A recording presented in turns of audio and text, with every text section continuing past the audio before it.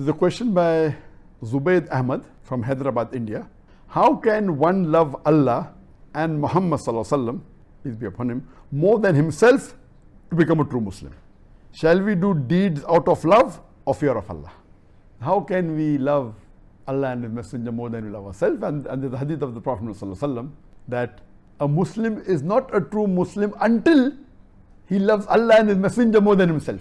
So one of the criteria for you to be a complete good Muslim is that you love Allah and His Rasul more than you love yourself. And should you follow the deeds of the Prophet and Allah because you love them or because you fear them? It should be both. See, the fear that you fear of Allah is unlike the fear that you have of other things. The love that you have for Allah is unlike the love that you have for the love for Allah is ultimate love. And the fear of Allah is that you don't want to displease Allah. You don't want to displease the beloved Prophet sallallahu alaihi wasallam. It's a different sort of fear.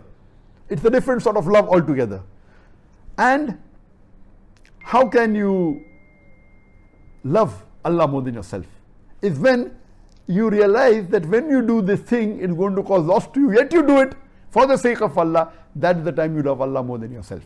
And you know very well that now you have got a very good offer for a job in a bank and got a very lucrative salary. Maybe the salary what you're earning, the bank is offering you triple the salary.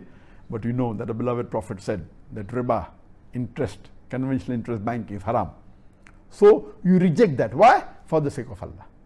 Now you are loving Allah more than yourself. If you do the job, you will get triple the salary, you will have more luxury of the world. Now this is an example of how you are loving Allah more than yourself.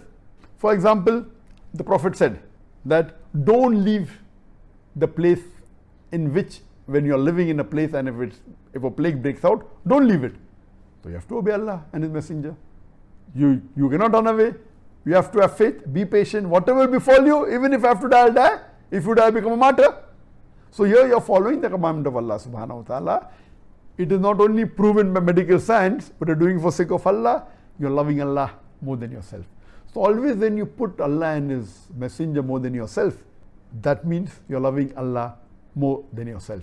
And if you love Allah more than yourself, then you are a true believer, a true mu'min, and inshallah go to Jannat al-Firdaus.